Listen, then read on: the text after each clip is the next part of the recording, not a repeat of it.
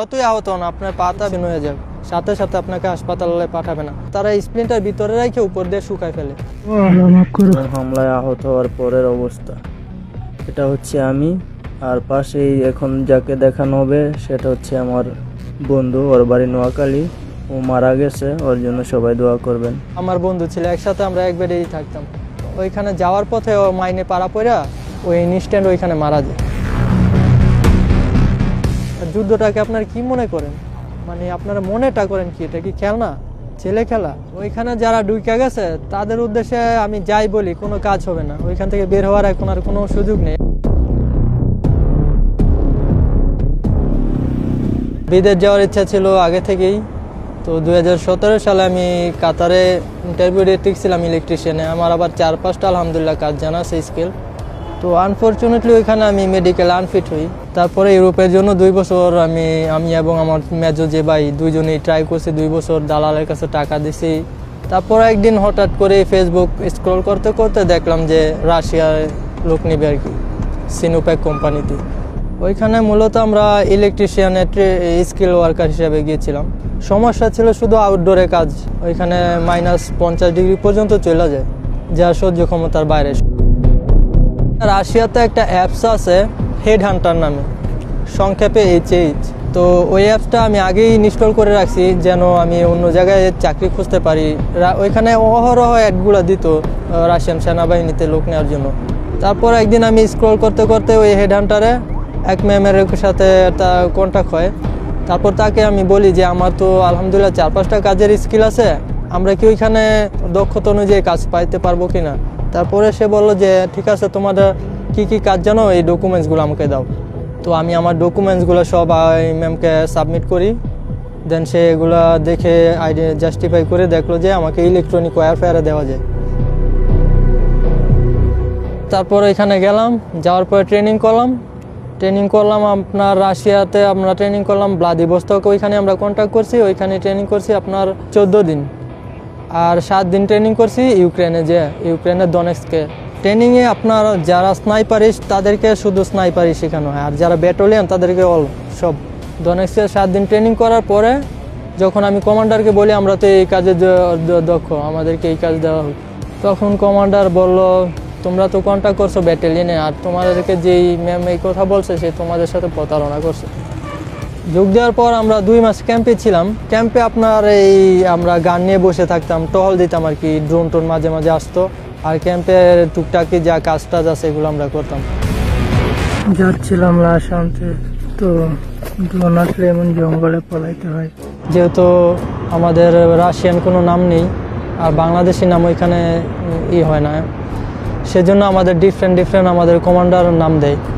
তো নামগুলো ছিল এক একটা চকলেটের। আমার নাম ছিল বাউন্টি। প্রায় 1 মাস হবে। 1 মাস পর রোজা শেষ হওয়ার সাথে সাথেই ঈদের পরে 4 জনকে আমাদেরকে ফ্রন্টলাইনে নিয়ে যায়। ফ্রন্টলাইনে যাওয়ার পরে আমরা প্রথমত কাজ করতাম হচ্ছে অকটেন, তারপর বুম, তারপর ছোট যে জেনারেটর, স্টারলিংক, রাউটার, মানে নিত্য প্রয়োজনীয় যা লাগে বাংকারে। ফ্রন্টলাইনে বাংকারে যারা থাকে তাদের যা প্রয়োজনীয় জিনিস আছে, খাবার দ্রব্য, এগুলো আমরা 15 থেকে 16-17 কিলোমিটার দূরে ফ্রন্টলাইনে বাংকারে নিয়ে দিয়ে আসতাম। তো 3 দিনের মাথায় আমি মালামাল দিয়ে আসার পথে একটা খোলা জায়গা, আমরা যেখান দিয়ে হাঁটি ওইখান দিয়ে গাছের সারি থাকে, আর ইউক্রেনে তো বড় বড় জমি। তো সারির পাশ দিয়ে আমরা সবসময় যাই, কারণ জায়গাতে ড্রোন আসলে আমরা গাছের আড়ালে পলাইতে পারি। তো আসার পথে আমরা যখন একটা খোলা জায়গায় আসি তখন আমি ছিলাম ফ্রন্টে। তো হঠাৎ করে একটা ড্রোন আসা পড়ে ইউক্রেনের। তো সে আমাকে টার্গেট করে, যেহেতু আমি সামনে ছিলাম, আমার সাথে গান ছিল না। আমার পিছে যে রাশিয়ান ছিল তার পিছে আমার বন্ধু বাংলাদেশি, তার পিছে আরেকজন রাশিয়ান। তো আমার পিছে যে রাশিয়ান ওর সাথে গান ছিল। তো আমি তখন আল্লাহর রহমতে শুয়ে পড়ি। তখন আমাকে বাদ দিয়ে সে ওই রাশিয়ানকে টার্গেট করে, তার কাছে যায় মতো ফায়ার করে এটারে মানে ধ্বংস করে দেয়। তো এটার এই বোমের স্প্লিন্টারগুলো 200 মিটার পর্যন্ত ডিস্টেন্স পর্যন্ত যায়। তো ওইখানে বিস্ফোরণ হয়েছে, ঠিকই সে আহত হয়ে গেছে। তারপর তার প্যান্টটা আমরা যখন কাটতেছিলাম তখন আনফর্চুনেটলি আরেকটা ড্রোন আসা পড়ে, আর ওইটা ছিল সুইসাইড ড্রোন। আমরা 4 জন যেহেতু ছিলাম তখন ওই ড্রোনটা ডাইরেক্ট আমাদের মধ্যে নিক্ষেপ, আমাদের শরীরে হিট করে আর কি। শরীরে না, আমাদের মানে ডাইরেক্ট মাইরা দেয় আমাদের। তখন আমরা দৌড় দেই। দৌড় দেওয়ার পরে আমার হাত এদিকে লাগে, এদিক দিয়ে এগুলো সব ইঞ্জুরি হয়ে যায়, এটা বাঁকা হয়ে যায়। এনে 2টা লাগে, এনে 3টা লাগে, কোমরে একটা লাগে। তো রক্ত দিয়ে আমাদের এটি সব যা হয়ে রক্ত দিয়ে বইরা যাইতেছে। আর আমার বন্ধু যে আশিক, ওর অবস্থা খারাপ। তখন আমরা দৌড়ান এই 200 মিটারের সামনে যাওয়ার পরে আরেকটা ড্রোন আসে। তখন ওইখানে আবার কিছু রাশিয়ান বাংকার করতেছিল এক জায়গায়, আমরা দৌড়াই ওখানে যাই। তো ওইখানে যাওয়ার পর আমরা বাংকারে নুয়ে পড়ি, ওই উপরে থেকে টার্গেট করে আরেকটা বোম ফালায়। তখন আমার বন্ধুর আরেকটা স্প্লিন্টার এসে লাগে, আর যারা ওইখানে ছিল তারাও আহত হয়। যতই আহত হন, আপনার পাতা বিচ্ছিন্ন হয়ে যাক, সাথে সাথে আপনাকে হাসপাতালে পাঠাবে না। তাদের অনেকগুলো প্রসেস আছে, এই এক ক্যাম্প থেকে আরেক ক্যাম্পে যেতে হয়, আরেকটা থেকে আরেকটা, এগুলো শেষ করে রাত্রে পাঠায়, কারণ যাওয়ার পথে আবার হামলা করে। তখন আবার ওইখানে 10-12টা মিসাইল হামলা হয়। তখন আবার আমরা হুন্ডা থেকে নাইমা বাংকারে চলে যাই, বাঙ্গা বিল্ডিংয়ে ঢুকে যাই। বাংকার নয়, এটা বাঙ্গা বিল্ডিং। তখন যখন এটা স্টপ হয়, তখন আবার উঠা তারপরে আমি হাসপাতালে যাই। আমরা ওই হাসপাতালে ছিলাম আমি 2 মাস। আমার বন্ধুও ছিল। তো আমার ওই বন্ধুর আমার এখান থেকে এত বড় স্প্লিন্টার বের করা হয়েছে, এখানে এসে আটকে ছিল। তো তারা ওইখানে ভালোভাবে ট্রিটমেন্ট দেয় না, তারা স্প্লিন্টার ভিতরে রেখে উপর দিয়ে শুকায় ফেলে। তো এগুলো আমরা চুম্বক দিয়ে দৌড়া দেখতাম যে ঠিক আছে। তখন আবার তাদেরকে বললে তারা ব্যথানাশক ছাড়াই এগুলো আমাদের কাটতো। তখন অনেক যন্ত্রণা হতো। তো রিলিজ হওয়ার পরে ক্যাম্পে আমি 10-12 দিন থাকি, তারপরে আবার আমাকে আগের জায়গায় ফ্রন্ট লাইনে পাঠায় দেয়। আর আমি যাওয়ার 3 দিন পরে আমার বন্ধুকে রিলিজ দেয়। সে ক্যাম্পে আসার পর তাকে ইনস্ট্যান্টলি আবার একটা মিশনে পাঠায়, আমার ওই জায়গায় পাঠায় না। তো মিশনে পাঠায় একটা ফ্রন্ট লাইনে, মানে একটা জায়গা দখল করবে আর কি। তো ওইখানে যাওয়ার পথে ও মাইনে পাড়া পড়া ওই ইনস্ট্যান্ট ওইখানে মারা যায়। ওর বাড়ি ছিল নোয়াখালী। ও আমার বন্ধু ছিল, একসাথে আমরা এক বেডেই থাকতাম, এক রুমে। তো আমার বলছিল যে বন্ধু আমার 3 দিনের জন্য মিশনও নিতেছে, আমি ধরে রাখলাম 7 দিন। 7 দিন পরে ইনশাল্লাহ কথা হবে, কিন্তু আর তো কথা হলো না। তো এমন সিচুয়েশন হয়তো, মানে 15 কিলোমিটার 20-30 কেজি শরীরে নিয়ে পাহাড় জঙ্গল দিয়ে যাওয়াটা যে কি পরিমাণ কষ্টের, এটা যারা করে তারা সহ্য ক্ষমতার বাইরে। আমাদের রক্ত জমে যেত পায়েটায়, পা এটি ব্যথায় চলতো না। তখন আমি নুয়া যাইতেছি, পিছে ছিলাম আমি, হঠাৎ করে আমার 10 হাত সামনে আইসা মিসাইল পড়ে। তখন আমি হতভম্ব হয়ে যাই, আমি নড়াচড়া করিনি, স্তব্ধ হয়ে ওইখানে দাঁড়াই থাকি। আমার সামনে যেগুলো ছিল সবাই পলাই যায়। তো তারা মনে করছে আমি মারা গেছি। তো আমি 1 মিনিট পরে যাই, আমি সাইডে যেয়ে পড়ে থাকি। তো তারা আবার আমাকে অনেক ডাকাডাকি করতেছে, আমি সারা শব্দ করি না। এক পর্যায়ে তারা এসে দেখে আমি বাঁচে আছি, তারপরে আমার রুস্কি ভাষায় গালাগালি করে। এরপরে আমি আরও 4 বার এই গুরুতর বোমা হামলার শিকার হই। আল্লাহর রহমতে শুধু খালি বেঁচেছে। আমাদেরকে যা বলা হয়েছিল অ্যামাউন্ট তাই দেওয়া হয়েছে। আমরা 20 লাখ রুবেলের কন্ট্রাক্ট করছিলাম 1 বছরের, আমরা 20 লাখ রুবেলই পাইছি, এবং মান্থলি স্যালারি ছিল 2,15,000 রুবেল, যা বাংলাদেশি টাকায় প্রায় 3,22,000 30,000 রেট অনুযায়ী আর কি। এভরি টাইম দেশের কথা, সব কিছুর কথা, মানে মৃত্যুটা একদম কাছ থেকে দেখলে মানুষের যে মনে যা আসে, আমাদের মনে সবসময় তাই আসতো।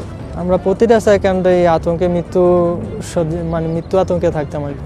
আমার একটা সময় মনে হইতো যে আমি বাংলাদেশে যে আসবো, এটা আমার স্বপ্ন ছিল, এটা স্বপ্নের মতো মনে হইতো।